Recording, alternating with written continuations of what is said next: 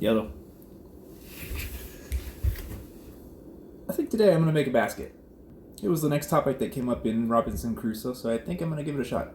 I have no idea if it's going to turn out. I saw a brief video earlier this morning. I haven't practiced it yet. We'll just see how that goes. Here's what I'm working with. I've got some wire. I think this came out of some kind of lamp or something, and it pretty much looks like speaker wire. And then I've got what looks like some sections of vinyl tubing. Anyway, I came across these the other day, and I thought I'd make something out of them. I didn't know what yet. But now I think I have an idea. I think I'll give it a shot now. I want to try to roughly find where the midpoints of all these tubes are so I can have some place to layer them or kind of join them together. These are roughly folded in half. And what I'm going to do is lay these down and have them all kind of cross perpendicular and diagonal and stuff. And then I'm going to try to lash them together so I have some kind of basic frame started.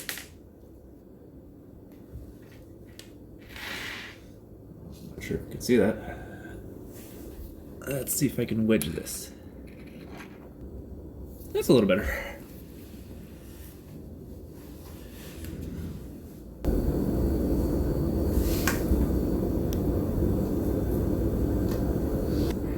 Let's put this in here. Alright, right away this is kind of falling apart. Let's try this differently. Let's start with 2. Can then just add more on top of it as I go. Hey, we did it so far. Okay, now I'll just gradually start layering these up. It's been a while since I've done any sort of lashing, so I'm pretty rusty on this.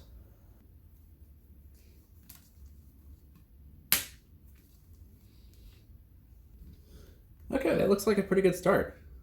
I have to confess that I never finished my studies in basket weaving. However, I think that's pretty good for not knowing what I'm doing. Let's keep going. Now that I've got some basic framework put together, I think I'm going to start doing the circular weave now. I'm going to start having it flat, and then at some point I'm going to start bending these upwards and then forming the sides of the bowl. Another thing to note, I'm not working with a continuous strand of wire. Instead, I've got these short little sections of speaker wire with some kind of LED attached to one end of them. From what I saw, I'm going to have to try to conjoin these together as I go, and it's going to have to be solid enough to where they don't pull apart, but not fastened together so much that I end up losing length and it ends up being very intrusive into the actual shape of the basket. I'm not sure how tight I'm supposed to end up pulling these. I don't want to pull it to pieces just yet. So far things seem to be going pretty smoothly. Alright, one thing I just noticed now is due to the odd numbered spokes or ribs or whatever you want to call these, my weaves are not alternating. Instead, they're continuously going on either one side or the other of the rib.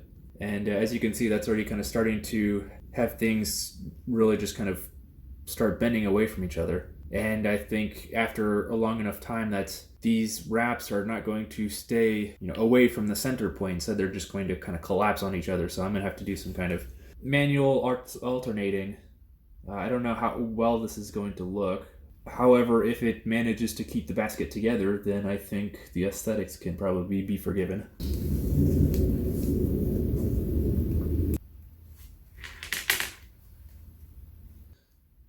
Okay, I think that might work. I think I have a system now. Let's see if I can really show this on the camera. But what I have in mind is to alternate, or really just skip 2 ribs, every time I go around the circle twice. So every 2 rotations or orbits, whatever, I'm going to end up skipping 2 ribs, so that way I end up switching my up and down, on top, underneath pattern.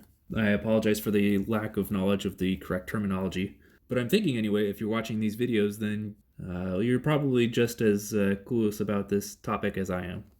Well, one other thing, I don't think it really showed up on the close-up, but what I'm doing to join these pieces of wire is I'm taking advantage of this LED-shaped bulb on one end, and I'm using that as something to catch a kind of like a simple knot, so that way I can kind of join these together in a repeating fashion.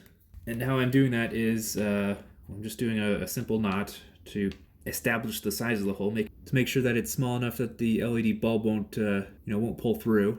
And then once I've got the approximate size that I want, I'm just finishing it off with a square knot. And there we go. Now it's conjoined. I'm not worrying too much about these these trailing pieces of wire. I could snip them off later if I really wanted to, but I don't really care at this moment. I'm noticing that I'm having a little bit of difficulty keeping the tautness even as I go along. I hope that won't be an issue later. However, it is kind of a small detail that annoys me just a little bit. I'm not sure how long this is supposed to take, but I think it's going pretty well. I'm going to show you what I've got so far. I think the most tedious part at this point is really just kind of joining the individual pieces of wire together. I think if you had a continuous strand or spool of whatever, this would really just be a lot more fluent and smooth. As a matter of fact, I think I'm going to actually just spend some time joining all these little pieces together, so that way I can really just kind of keep wrapping this continuously and not having to stop every sort of every few wraps. It's been about 40 minutes since I started this whole thing, in case anyone's wondering.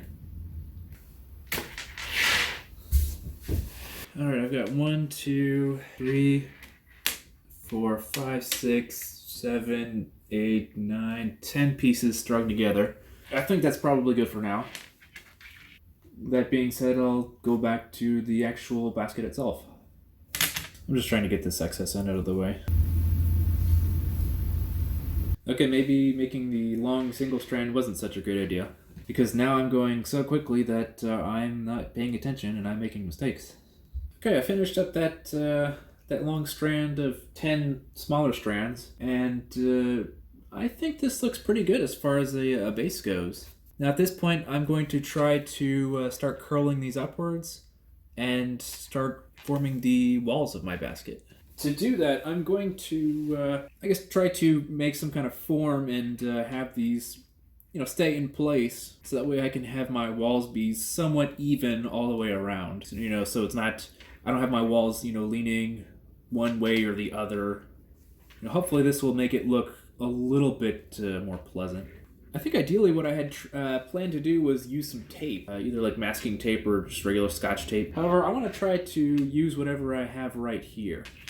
In the event that you don't have that kind of luxury, perhaps whatever I do here and whatever works or doesn't work might be of some benefit to you. Here's what I've got. I took just another piece of wire and I did that same square knot loop thing.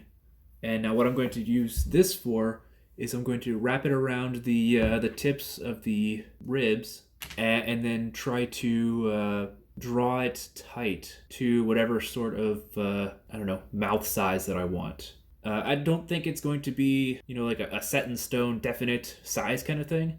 I just want to have it in place long enough so that way I can get the wraps to really just kind of take over the major holding, tension forces. Okay, what I decided instead was I'm just going to have 4 of the ribs tied together, and as I continue wrapping, these will hopefully just kind of like average out. I decided to go with 4 instead of all 8 just to kind of give me more space, to run to thread the running strands through. Let's see if that works. Those are lashed together, and now I'm just going to continue weaving in a upward direction.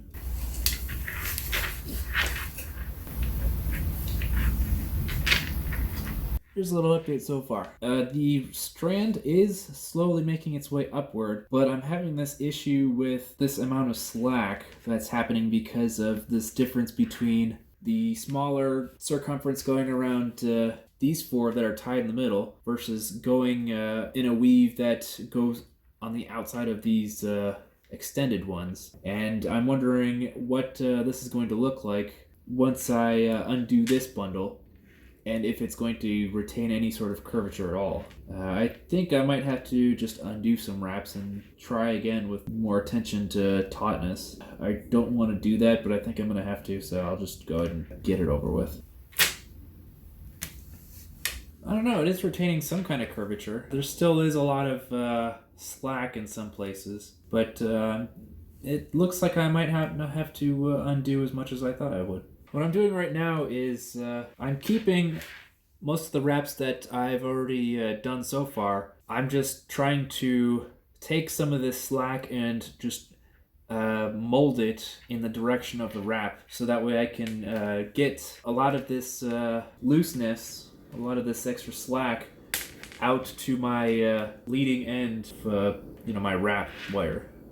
Hopefully once I've gotten most of the slack out, I can have this in just kind of a general curvature that I'm looking for. I'm not really sure if any of the slack is actually making its way out. It just feels like it's being mushed all around. Maybe I'll back out a few turns, or maybe I just have to carefully pass over the thread on the way up and kind of start feeding and pushing out some extra slack.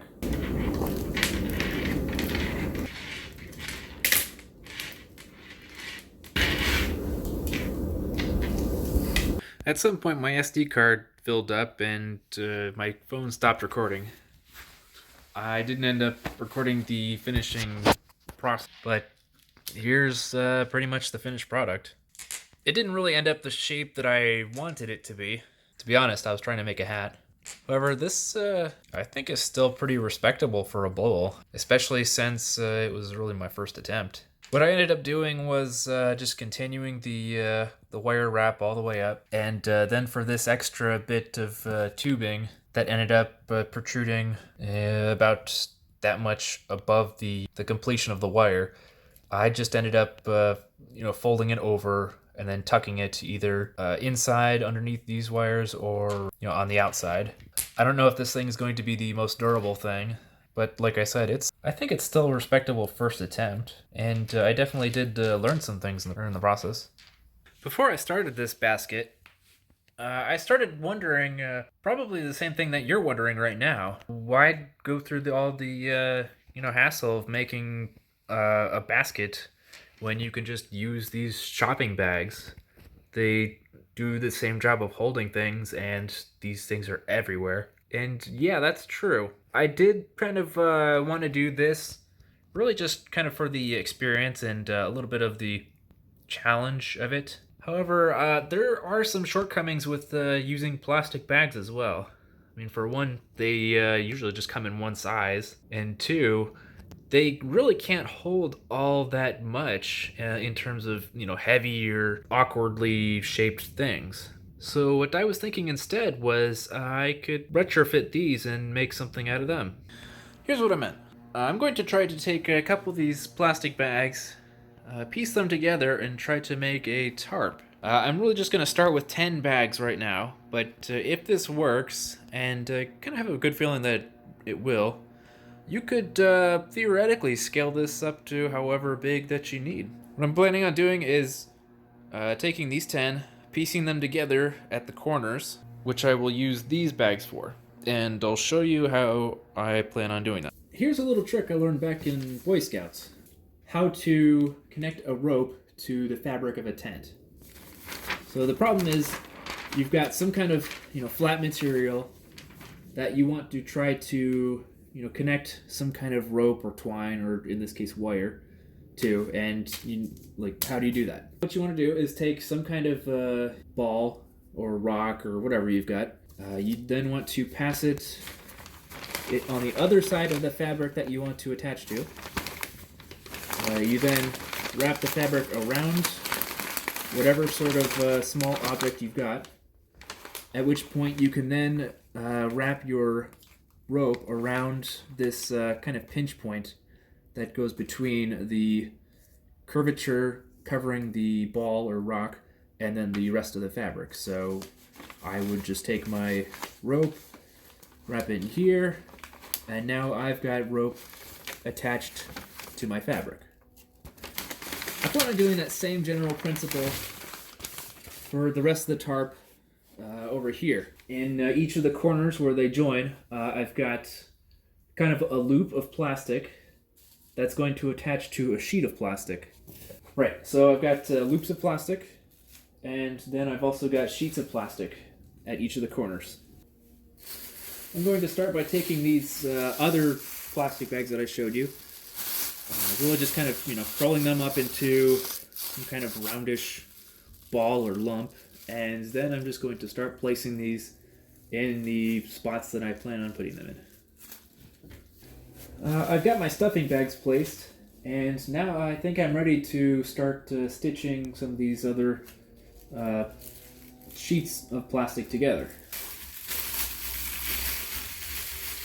Now for the loops, I'm not really doing anything terribly fancy.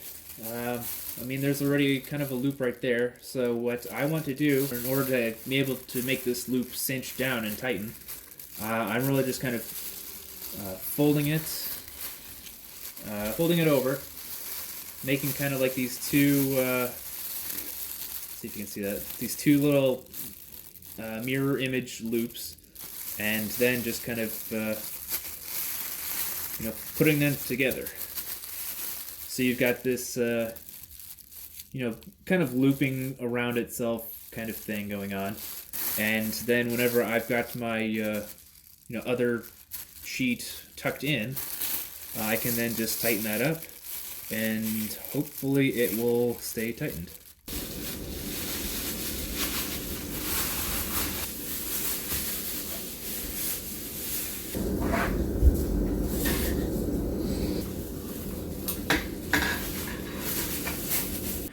And here we go. I think it turned out pretty well. It's definitely kind of unusual. Like I said, you could probably scale this up to however big you wanted. Although, it does have some holes in it, so I would not expect it to be watertight. I think one improvement that I would make is to have more coverage in terms of like just the corners and connecting. So instead of just having these bags and spaces alternating, connecting only by the, opposite corners, I would probably put like a second bag right here, following pretty much the same procedure. So you would have essentially two loops around a single ball. And again, that wouldn't be watertight, but at least it would give you some kind of covering that you could use for shading or, wind blocking or making a hammock out of. I don't know. Use your imagination.